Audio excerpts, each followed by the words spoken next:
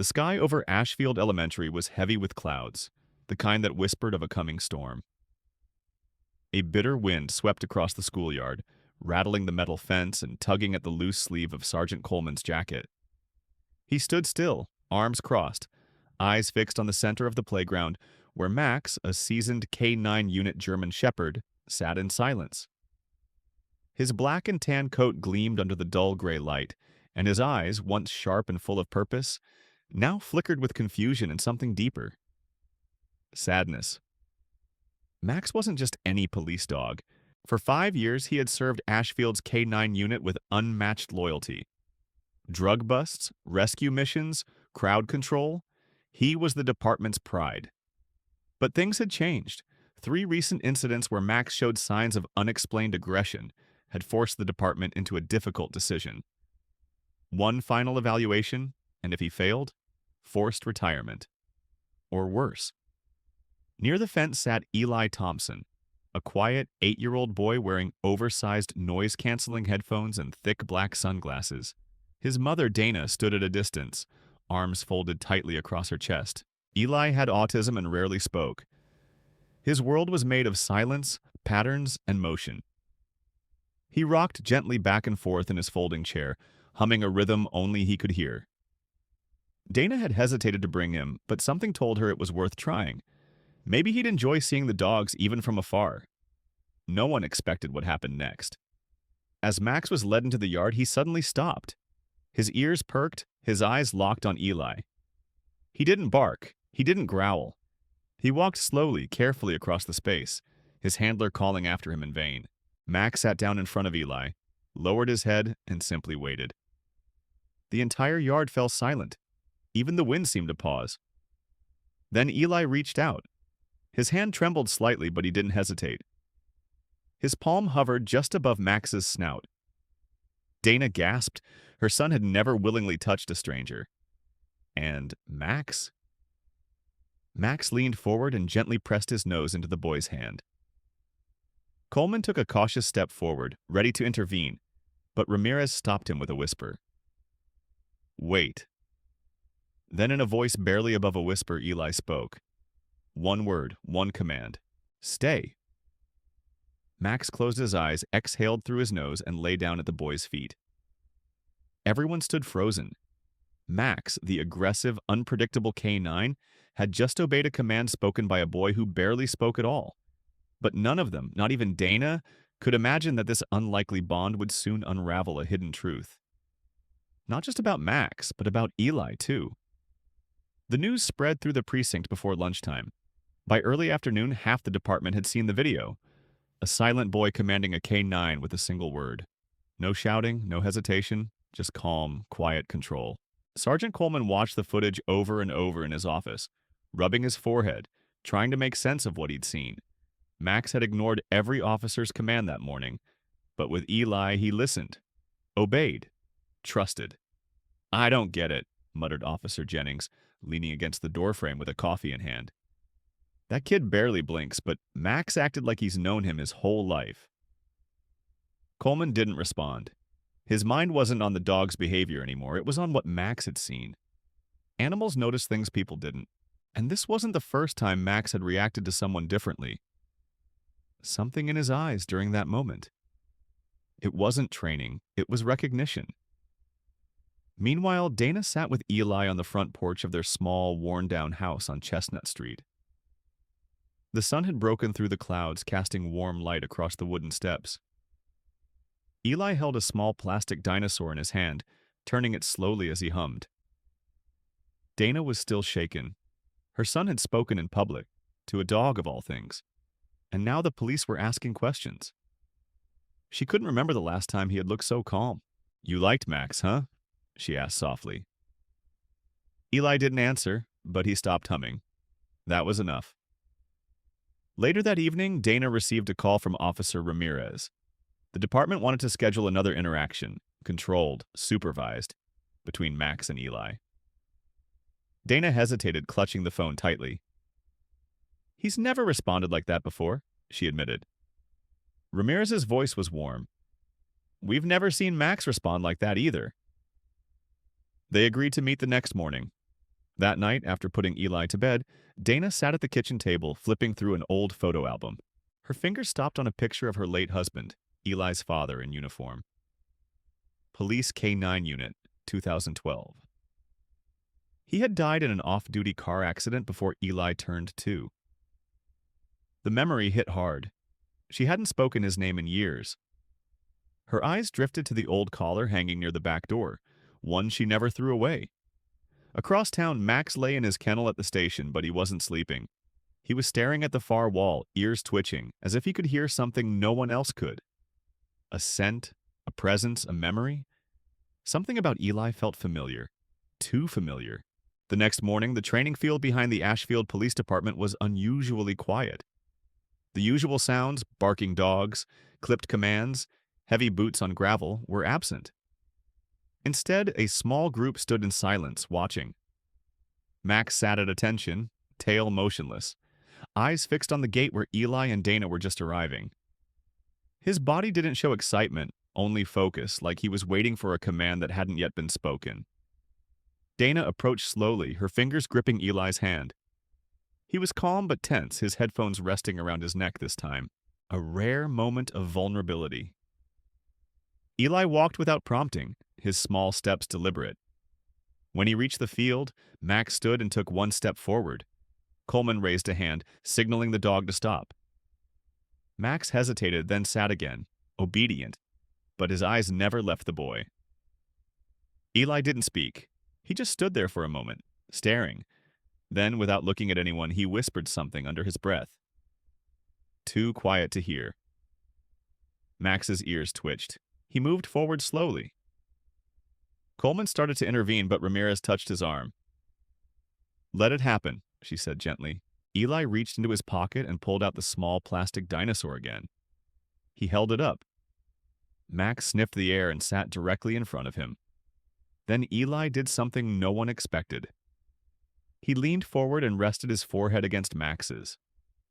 Just a touch, just a second, and Max closed his eyes. It was a moment so quiet even the breeze seemed to hold its breath. Dana's eyes welled with tears and Coleman swallowed hard, unsure of what exactly he was witnessing. It wasn't just obedience. It wasn't even affection. It was recognition. Mutual and deep. Back at the department later that day, Ramirez reviewed old service records. Something about Max's reactions didn't sit right with her. Dogs didn't form attachments like this overnight. And Eli, he wasn't reacting like a stranger. She began digging into Max's original handler, Tom Barker, the officer Max had served with before being reassigned. He'd left suddenly after a traumatic incident and hadn't been heard from since. The deeper she looked, the stranger the story became. That night, Eli had trouble sleeping. He kept whispering the same word in his room. Elvis. Elvis. Dana froze when she heard it. She hadn't spoken that name in years. Not since Eli's father used it as a nickname for his old K-9 partner. And that dog's name wasn't Max. It was Elvis. Dana stared at Eli through the crack in his bedroom door. He was sitting on the floor, the small plastic dinosaur beside him, whispering the name over and over again. Elvis. She stepped into the room and knelt beside her son. Eli, sweetheart, she said softly. Where did you hear that name? Eli didn't answer. He just looked at her, blank and quiet, but not empty. His eyes were focused, as if he were trying to say something without words. Then he picked up the dinosaur and pressed it gently against her hand. He remembers, Eli whispered. He didn't forget. The next day, Dana drove to the police department, her hands trembling on the steering wheel. She needed answers. Coleman met her in the lobby. She hesitated, then finally asked, Was Max ever called anything else? Coleman frowned. Not that I know of. His file says Max came into service in 2018. Why? Because Eli keeps calling him Elvis. That was Ben's dog's name. And something in my gut tells me it's not a coincidence. Coleman agreed to pull the old K-9 unit files. As they sat in the records room, Officer Ramirez appeared with a worn manila folder in her hand. "You're going to want to see this," she said, sliding it onto the table. Inside were old reports, photos, and training logs from 2012. Dana's breath caught in her throat when she saw it. A photo of Ben holding a young German shepherd in front of a squad car. The collar tag read, Elvis. But what stunned her most was the scar over the dog's left eye, the same one Max had. Ramirez explained quietly. After Ben died, the department reassigned the dog. There was an incident shortly after. Handler injured. Dog removed from duty for evaluation, but never fully retired. New name, new number. Coleman's voice was low. They renamed him Max, probably to avoid emotional fallout. No one expected the dog to remember, but Max, Elvis, did remember. And somehow so did Eli. Their bond wasn't new. It had been sleeping, waiting, buried under years of silence and grief. Now the question wasn't whether Max should be retired. It was why had he been hidden in the first place? The folder sat open on Dana's lap as she sat in her parked car outside the house. The photo of Ben and Elvis, now known as Max, stared back at her like a ghost that had finally found its way home. Her hands trembled as she traced the edge of the image. For years, she believed everything about Ben's accident had been explained. A simple crash, off-duty, no foul play. But now, the fact that the department had renamed and reassigned Elvis without a word felt like a cover-up. Inside the house, Eli was humming again. The same quiet melody he always played with his fingers or his voice when something big was on his mind.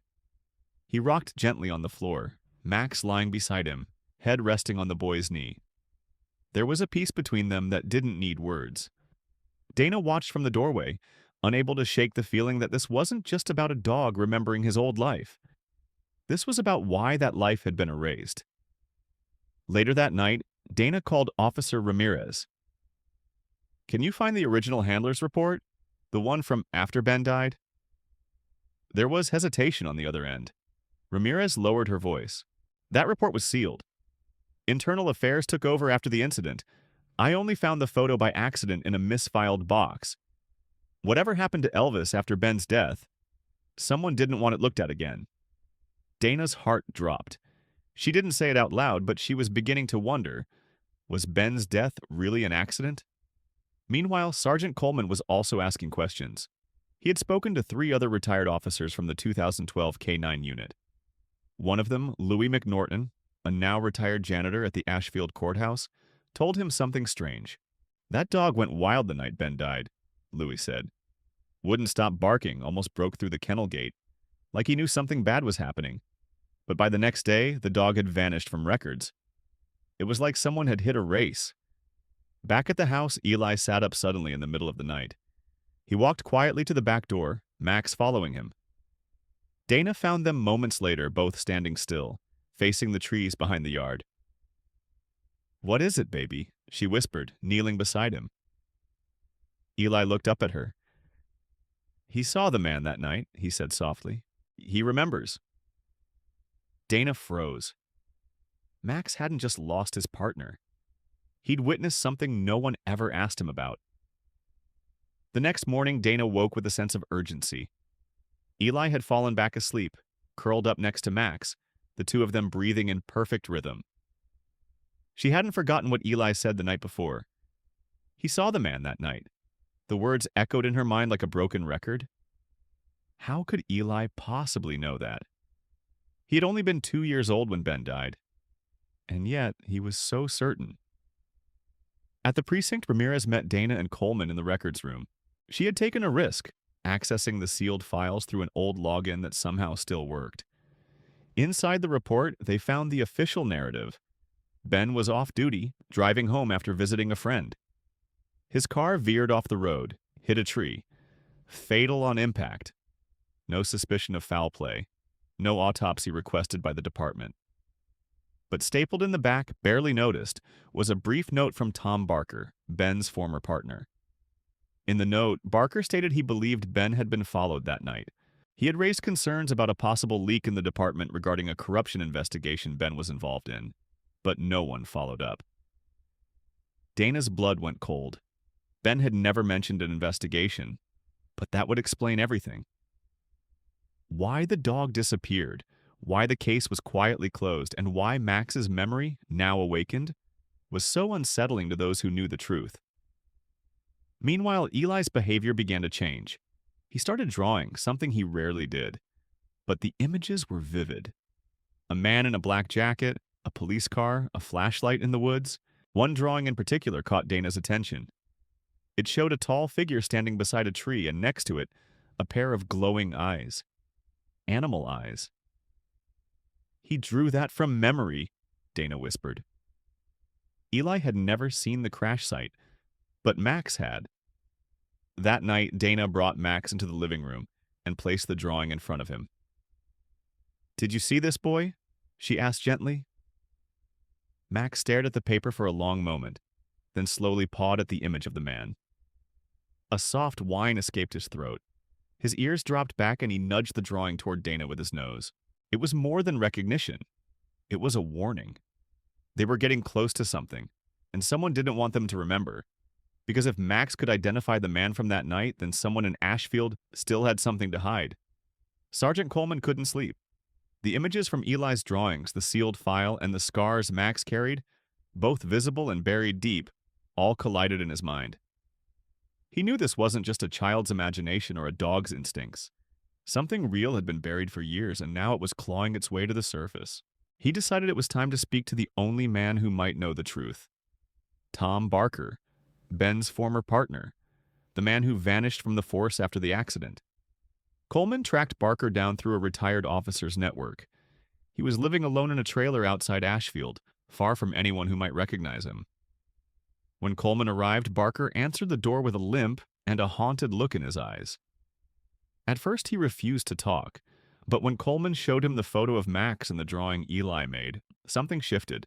Barker sat down slowly and whispered, "I knew this day would come." Barker confessed that in the weeks before Ben's death, the two of them had been collecting evidence of internal corruption. Officers working with a drug distributor who had infiltrated small-town departments across the county. Ben had started receiving threats. The night he died, he was supposed to meet Barker with new documents, but he never made it. And the next morning, Elvis, his K9 partner, was found outside the crash site, covered in mud and blood, barking toward the woods. "I tried to report it," Barker said, voice trembling. "But someone made it very clear. If I talked, I'd be next." Meanwhile, back at home, Eli began drawing again. This time, he added a badge number to the image of the man near the tree. Dana stared at it, confused. She showed it to Ramirez, who went pale. It was a number still active on the force. Coleman's number, but Dana didn't believe it. "That doesn't make sense. Max would never trust Eli if Coleman had done it." Ramirez agreed. Or maybe that badge was stolen. That night, someone broke into Dana's backyard. The fence was cut.